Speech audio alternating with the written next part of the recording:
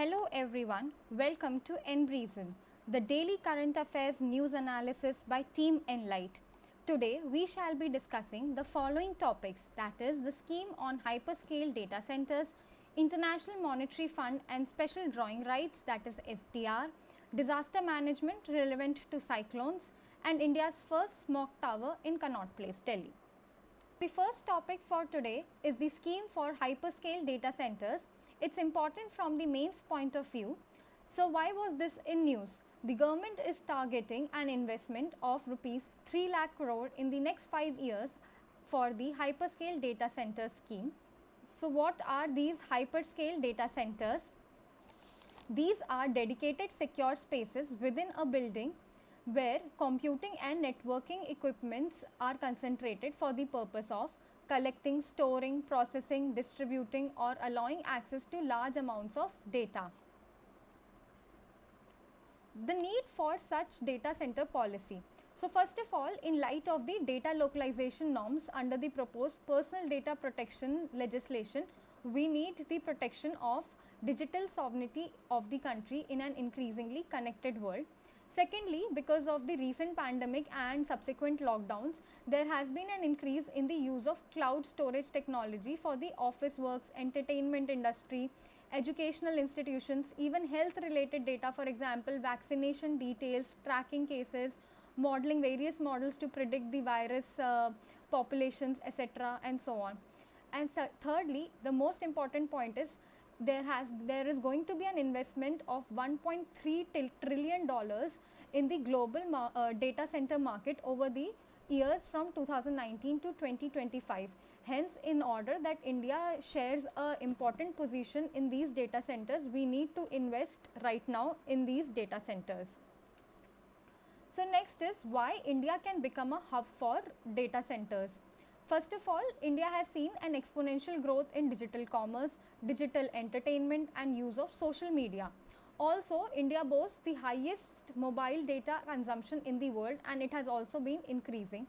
Next is the economic resources we are having in order to invest for this. Thirdly, we have good global connectivity with the help of submarine cables and also fiber connectivity in all major cities now. Then we have easy and cost effective access to power. Thirdly, we have skilled manpower, especially for engineering skills, and our labor cost is much lower as compared to other countries. Then finally, we have low operational and developmental costs. So hence, all this make India a good place or a hub for data centers. So what are the challenges in creating data centers in India? So first of all, the lack of infrastructure or the industry status of data centers. Next is the red tapeism, etc., and the complex clearance processes which are very time consuming, and hence a lot of investment, people do not invest so much in these data centers from abroad. Next is lopsided development. It is only concentrated in few pockets of the country, for example in major cities like Mumbai, Delhi, Bangalore and Chennai. Next is there are no published standards for it, so we need to have some global standards and those should be official. Next is absence of specialized building norms for the buildings that are going to be data centers. Next is we have very low digital literacy and poor knowledge of data privacy and protection. So we come to way forward.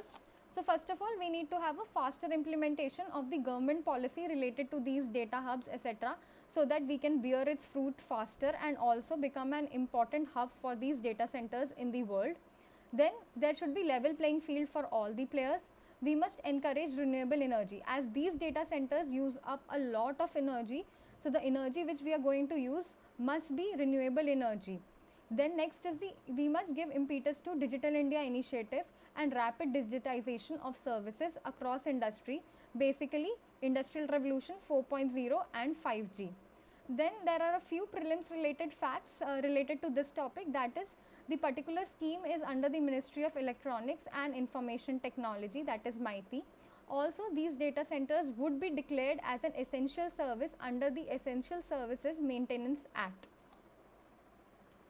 So let's move on to the next topic for today. The next topic for today is the International Monetary Fund and the special drawing rights. This topic is more important from the prelims point of view, though there have been questions asked from International Monetary Fund previously in mains also. So why was this in news? So the IMF has made the largest allocation of SDR, that is of US dollar 650 billion, in order to combat the pandemic. So what is the SDR? So the SDR, that is the special drawing rights, is an interest bearing international reserve asset. So it has it is basically based on the basket of 5 international currencies, that is the US dollar, the Japanese yen, the euro, the pound sterling from the UK, and the Chinese renminbi. So it is not a currency. This must be very clear with everyone. There could be a prelims related question to this, that what is the SDR. So it is not a currency, nor it is a claim on the IMF. It is a freely usable currencies of the IMF members only. It is distributed in accordance to the quota share of each member in the IMF. So over here, as you can see in these two figures, the first one is related to what is the share of each currency in the SDR and how the SDR can be used by its members. And over here you can see that the current COVID related SDR allocation, how the countries will benefit from these. For example, over here they are showing that one could buy vaccines with the help of these SDR.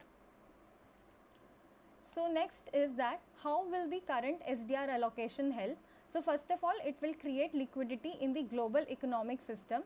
Secondly, it will supplement the foreign exchange reserves of the countries and hence reduce their reliance on more expensive domestic or external debt. It will also boost the buffers and bolster the international economic resilience. It will help stabilize vulnerable countries, mitigate the risk of both economic and social fragilities. As you have already heard in news, a lot of countries, major populations have gone below poverty line in a lot of countries because of the pandemic, the lockdown and the global economic crisis. Then minimize the spillovers, that is, one loan you are going from one year to the next year. So constant spillovers of the economic crisis from one year to the another year. It will help manage that, and it will also enhance the stability of the international monetary systems. So here are a few prelims related facts. First of all, the IMF Poverty Reduction and Growth Trust, which was also mentioned in the particular news article, it provides concessional loans to only low income countries, which is important to remember. Then regarding the boards of directors, so it is the highest decision making body of the IMF, and the governor is appointed by the member country and usually the Minister of Finance or the governor of the central bank. It normally meets once in a year only. The quotas or the IMF's main source of financing, each member of the IMF is assigned a quota which is broadly based on each member's position in the world economy. So here it is the SDR allocation a loan from the IMF? This you must be very clear that it is not a loan from the IMF. So over here there are two prelims based questions which were asked in the previous years in the prelims, so you can check these out. So the next topic for today is disaster management in relevance to cyclones. Why was this in news? So there has been increasing sea surface temperatures and also geoclimatic conditions in India, which have given rise to higher frequency of devastating cyclones in the coastal states. Every year we experience around 5 to 6 cyclones which form in either Bay of Bengal or the Arabian Sea, and 2 to 3 of them turn very severe.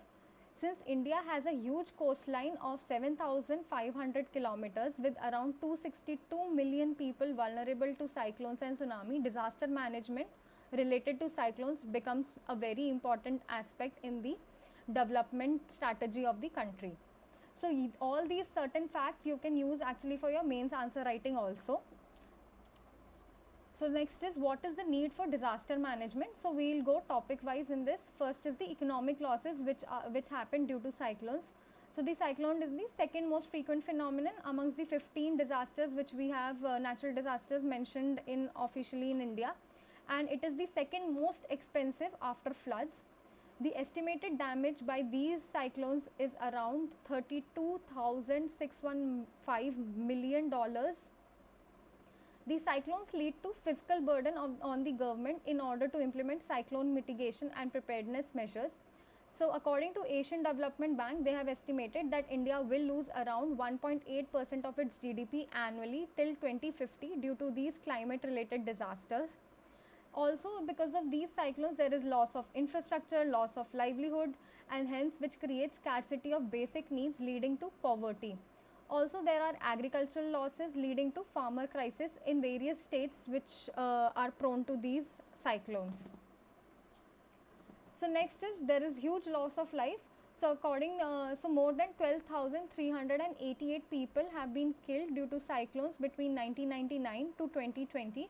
So 1999 is the year when the super cyclone came in Odisha. Next is environmental losses.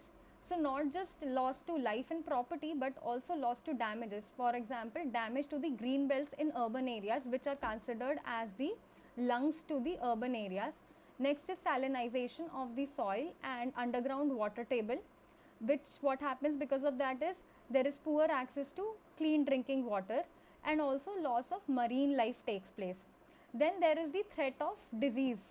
When a cyclone occurs, there is lot of animals and plants die, and once the cyclone is done with, they start decaying, and which may lead to spread of dangerous diseases like bubonic plague, etc.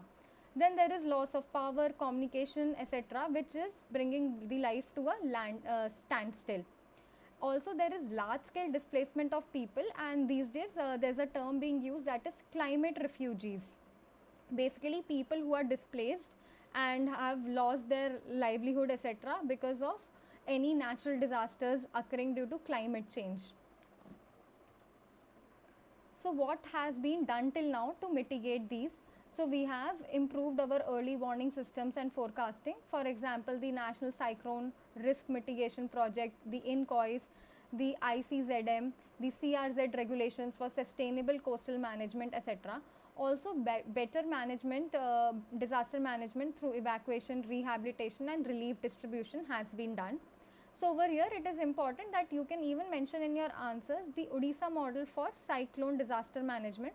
So they have constructed evacuation shelters in cyclone prone areas, the early warning dissemination center, which is very good for continuous communication, alerts, satellite based mobile communication. It sends mass SMS to fishermen in the deep sea, etc. Also, Odisha has created the Odisha Disaster Rapid Action Force, that is ODRAF, and Odisha State Disaster Management Authority, which is constantly meeting and designing new policies for better mitigation of the cyclone disasters which constantly occur in the state of Odisha.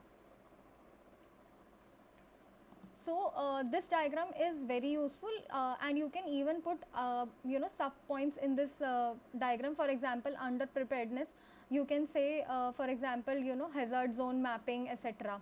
So this basically shows how a disaster management cycle should be working. So initially you should have prevention and mitigation, then you should be prepared for the disaster, then the disaster may occur, then you should have the response, rehabilitation and recovery, and further you take notes from the previous disasters and what were the lacuna points, and then again decide the policies for prevention and mitigation and preparedness. So this is called the disaster risk management cycle. So way forward, first of all, we need to improve the cyclone warning systems and preparedness models, and the most important aspect for that is the community participation in becoming disaster resilient. So there has to be a bottom to top approach rather than top to bottom approach. Next is increasing the green shelter belts and mangrove growths, which actually reduce the impact of cyclones on the coast. Next is building cyclone resilient infrastructure such as the embankments, the canals, river interconnectivity to prevent storm surges, waterlogging and flooding. Very important in this aspect is investment in R&D for research in better disaster resilient structures. For example, Japanese housing model could be studied. Then agriculture in saline soils. For example, the Pokali rice in Kerala.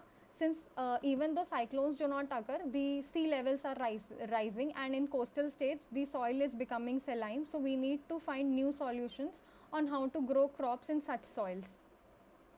Then is disaster resilient infrastructures like power, concrete houses for poor and vulnerable coastal communities, community awareness campaigns through ICT, better cooperation and coordination not just between the center and the state but also various government organizations and the NGOs.